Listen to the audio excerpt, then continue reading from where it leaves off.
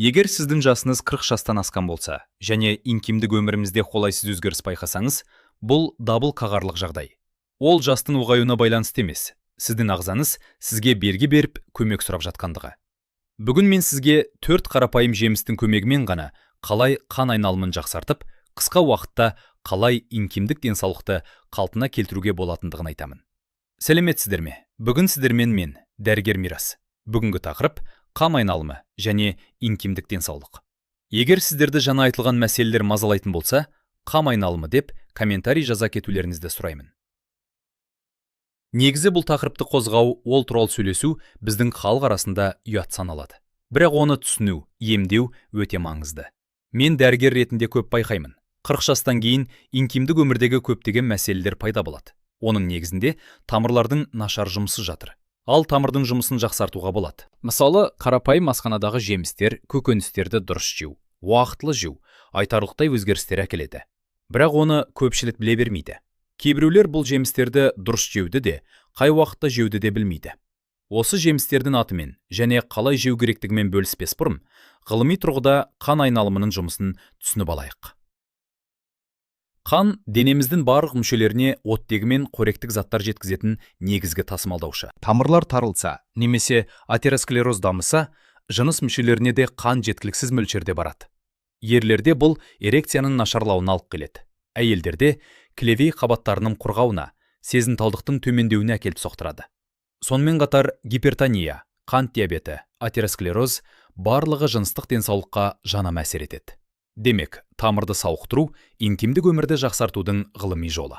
Ендеше көп сөзбай, жемістердің атауымен танысуды бастайық. Осы жемістердің ішіндегі 4-ші жемістің орны ерекше екендігін айта өтейін.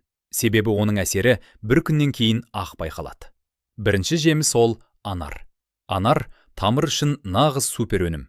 Оның құрамындағы полифенолдар мен нитраттар азот оксидінің өндірілуін арттырады. Ал азот оксиді тамыр бұлшықеттерін босаңсытып, қан ағынын жақсартады. Фитотерапиялық зерттеу журналында жарияланған зерттеу бойынша, күнделікті анар шырынын ішкен ерлерде жеңіл эректильді дисфункция айтарлықтай жақсарған. Анарды қалай ішу керек? Қантсыз таза бір стақан анар шырынын ішу жеткілікті. Күнделікті түскі астан кейін ішу оның пайдалылығын арттырады. Немесе анардың дәнін де күніне бір рет жеу жеткілікті болады. Кемі бір анардың өзін жеңіз. Егер сіз видеоны осы сәтке дейін көріп, пайдалы ақпарат алған болсаңыз, онда арнама тіркеліп кетіңіздер. Алдағы уақытта сіздің денсаулығыңызға пайдалы болатын, көп дәрігерлер бөлісе бермейтін құпияларды ашатын боламын. Жемістермен танысуды жалғастырайық. Екінші жеміс авокадо. Авокадо Е витамині және В тобы витаминдерінің көзі саналады. Е витамині жасушалық мембраналарды тотығу стрессінен қорғайды. Ал авокадодағы пайдалы майлар жаман холестеринді төмендетіп, тамырлардың серпімділігін арттырады. Авокадоны салатқа қосып жеңіз. Таңғы ас кезінде маңға жағып жесеңіз де болады. Одан смузи жасап ішуде пайдалы. Үшінші жеміс. Бұл шие жемісі. Шие антоцианиндерге, яғни табиғи антиоксиданттарға бай. Олар тамыр қабырғаларын нығайтып, қабынуды азайтуға көмектеседі. Тамақтану журналының зерттеуі бойынша, шиені жиі тұрақты тұтыну артериялық қысымды төмендетіп, микроциркуляцияны жақсартады.